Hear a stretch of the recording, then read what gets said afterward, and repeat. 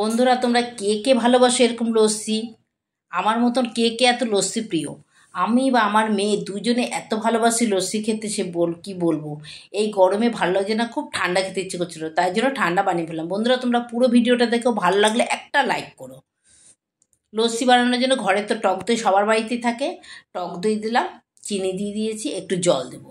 জল দিয়ে ভালো মতো মিক্সিতে এটাকে ঘোটাবো।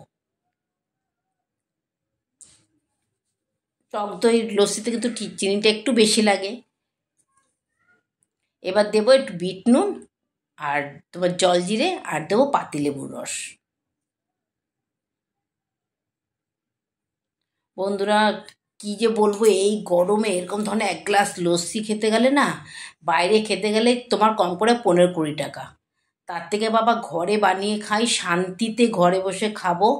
একদম সত্যি এতটাই ভালো লাগে খেতে, এরকম ঠান্ডা ঠান্ডা লস্যি। ওহ, ঘুটে নিয়ে আমি গ্লাসে ঢেলে নিলাম। এবার দিয়ে দেবো উপরে আর একটু দই দেবো। যে যখন খাবো লস্যিটা, মুখে যে দইটা পড়ে না, চাকা চাকা দইটা পড়ে, মানে এত ভালো লাগে খেতে, কি বলবো। দিয়ে দিলাম বরফের মধ্যে, আর দেবো একটু জল জিরে। বন্ধুরা, তোমরা এরকমভাবে বানিয়ে খেয়েও দেখবে, এই গরমকালে লস্যি, এক গ্লাস লস্যি খেলে মন প্রাণ সব ঠান্ডা, সব শান্তি একদম। এরকম শান্তি আর সত্যি কথা আর কিছু পাওয়া যায় না। জল খাবো, কোল্ড ড্রিঙ্কস খাবো, তার থেকে এক গ্লাস লস্যি খেলাম, ওহ, সত্যি শান্তি। ভালো লাগলে একটা লাইক করো বন্ধুরা। Tata, bye bye.